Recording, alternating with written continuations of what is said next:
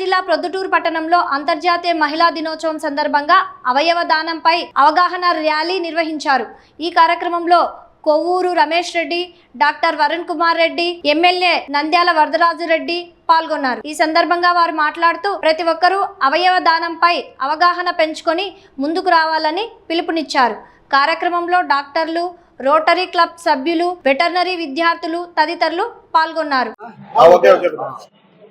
ఈరోజు కొవ్వూరు రమేష్ రెడ్డి గారు charitable trust మన పొద్దుటూరులో అవయవ దానము అవగాహన కల్పించాలని మన పొద్దుటూరులో ఉండబడిన డాక్టర్లందరితో ఆయన మాట్లాడి ఈరోజు మన మార్కెట్ యార్డ్ దగ్గర నుంచి ఒక ర్యాలీగా అవయవ దానము చేయండి మీరని నినాదాలు ఇచ్చుకుంటూ ఈ ఐఎంఏ బిల్డింగ్కి వచ్చి ఇక్కడ సమావేశం జరిపి మేమందరి ద్వారా అవయవ దానం చేయండి అని చెప్పించడం జరిగింది. ఇదొక మంచి కార్యక్రమం. ప్రభుత్వాలు కూడా దీన్ని ప్రోత్సహిస్తున్నాయి. మాకు పార్టీ మీటింగ్లో గౌరవ ముఖ్యమంత్రి చంద్రబాబు నాయుడు గారు అవయవ దానాన్ని అవగాహన కల్పించే దానికోసం త్వరలోనే ప్రభుత్వం అన్ని ప్రాంతాలలో కూడా ఈ సమావేశాలు ఇవన్నీ పెట్టి అవయవ దానాన్ని మనం ప్రోత్సహించాలని చెప్పడం జరిగింది. దాంట్లో భాగంగానే ఆల్రెడీ ఈరోజు అందరికీ కూడా చెప్పడం జరిగింది. నేను మొట్టమొదట ఒకరికి చెప్పేదానికంటే ముందు నా అవయవ దానాన్ని కూడా నేను ఇవ్వడం కూడా జరిగింది. మా కుటుంబ సభ్యులు కూడా అందరితో సంతకాలు పెట్టిస్తాను. ఒకటి, చివరి దశలో మనం చనిపోతామని తెలిసినప్పుడు అతని శరీరంలో కొన్ని భాగాలు, 5-6 భాగాలు ఎవరికైనా కూడా అటు అది ఆ లివర్ కానీ, మన కళ్ళు కానీ, మన అవయవంలో ఉండబడిన ఏ ఒక్కటైనా కూడా ఇతరులకు పనికొస్తుందని తెలిసినప్పుడు మనం చనిపోయే దశలో అతనికి ఇచ్చిన దాని వల్ల తప్పేముంది? అవతల మనిషి మన వలన కొంతకాలం 10-15 సంవత్సరాలు జీవించేదానికి అవకాశం ఉంటుందనేది ఆలోచన మనం చేయాలి. మనతో పాటే ఇవన్నీ కులిపోవాలని అనుకోవడం అనేది కరెక్ట్ కాదు. ప్రతి ఒక్కరు కూడా చైతన్యవంతులం కావాలా. మనిషి చనిపోతుండగానే గుంతలో పూడ్చడమో కాల్చడమో జరుగుతుంది. ఆ అవయవాలు కాలిపోయిన దానివల్ల మనకు వచ్చేది ఏముంది? గుంతలో పూడ్చిన దాని వలన మనకు వచ్చేది ఉపయోగం ఏముంది? మన అవయవం ఏ శరీరంలో ఉండబడిన ఏ అవయవం అయినా ఇతరులకు పనికొస్తుందంటే తప్పనిసరిగా ఇచ్చే ప్రయత్నం ప్రతి మనిషి చేయాలి. ఎందుకంటే మనం పోతామని తెలిసిన తర్వాత ఎందుకు అవన్నీ చెడిపోయిన దానివల్ల ఏంటి ఉపయోగము? దయచేసి ప్రతి ఒక్కరూ అవగాహన కల్పించుకోండి. దీని భారతదేశ ప్రభుత్వం కానీ, మా ముఖ్యమంత్రి చంద్రబాబు నాయుడు గారు కానీ విస్తృతంగా అవయవదానం కార్యక్రమాలను చేపట్టాలా. అది త్వరలో ఈ కార్యక్రమం ముమ్మరంగా మొదలవుతుంది అనేది కూడా మాకు చెప్పడం జరిగింది గౌరవ ముఖ్యమంత్రి గారు. నేను పొద్దుటూరుకి సంబంధించిన ప్రజలకు ఈరోజే చెప్తున్న అందరూ అవగాహన చేయమని.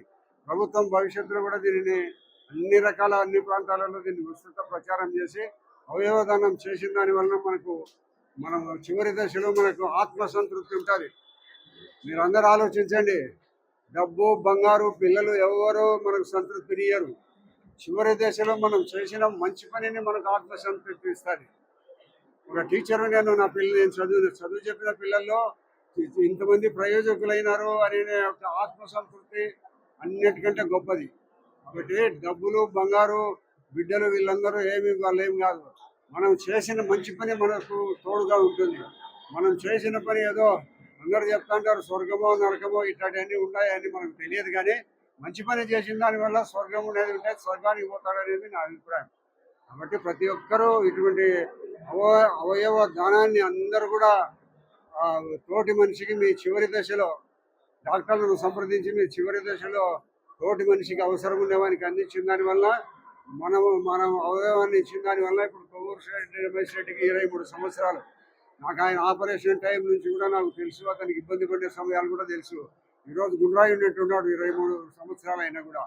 కాబట్టి ప్రతి ఒక్కరూ ఈ యొక్క కార్యక్రమాన్ని ప్రతి ఒక్క పిల్లలకందరికీ కూడా చెప్పి బాగా ఎడ్యుకేట్ చేసి కొన్ని సందర్భాలలో కొన్ని అవయవాలు లేని కారణంగా చనిపోయే వాళ్ళందరికీ మనం సహకారం అందిస్తే అతను బతికి జీవిస్తే మనం జీవించినట్టుగా భావించి అందరూ కూడా ఈ అవయవదానంలో అవగాహన కల్పించుకొని మన పిల్లలు, పెద్దలు అందరూ కూడా ఇటువంటి అవయవదానాన్ని చేయాల్సిందిగా అందరినీ కోరుతున్నాను. నమస్కారం.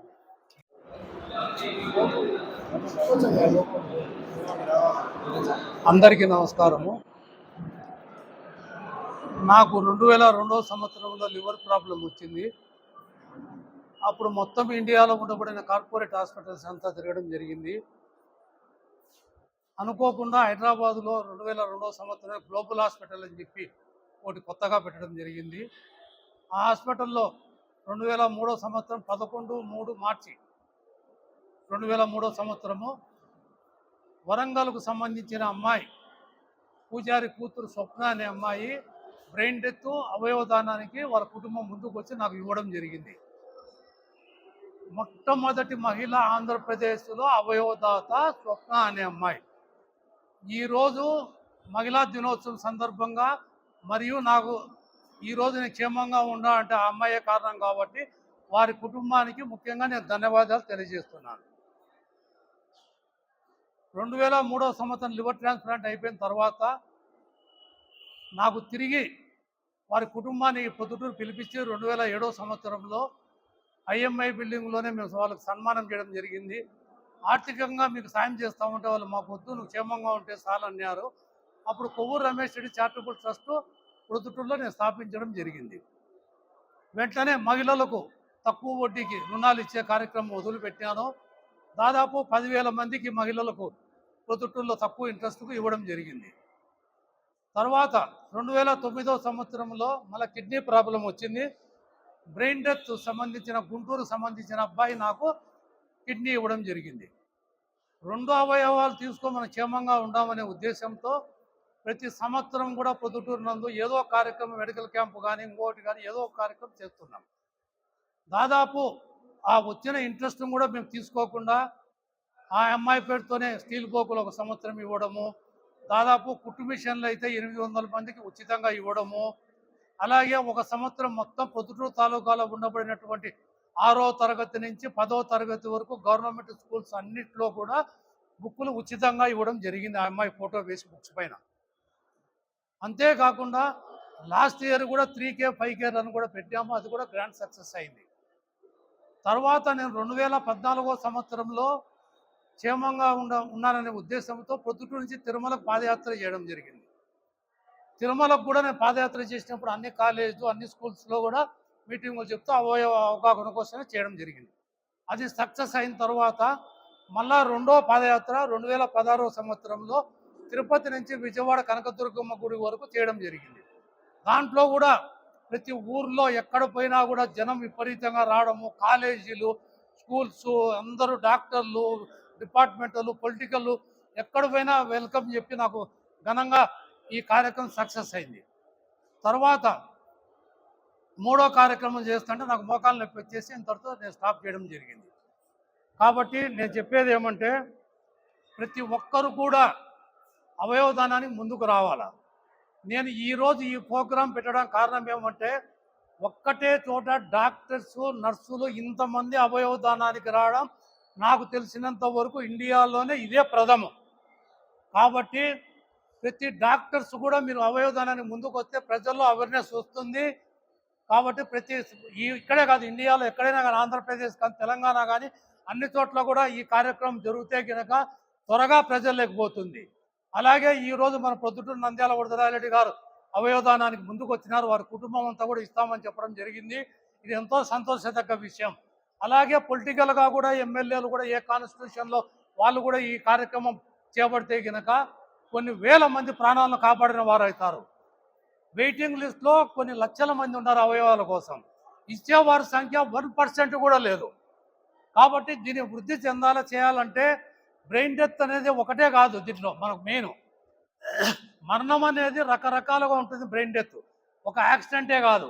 తర్వాత కొన్ని రకాల బ్రెయిన్ డెత్ అంటే కనుక బ్రెయిన్ స్ట్రోక్ వచ్చిందో లేదు కూడా అవయవాలకు పనికొస్తుంది. ఇంకా కొన్ని మరణాలు ఉన్నాయి, కొన్ని చనిపోయేటి వాళ్ళని కూడా మన అవయవదానానికి ఉపయోగపెట్టుకోవచ్చు. కాబట్టి ప్రజలందరూ గ్రహించి ఈ అవయవదానానికి ముందుకు రావాలని చెప్పి సెలవు తీసుకుంటున్నాను.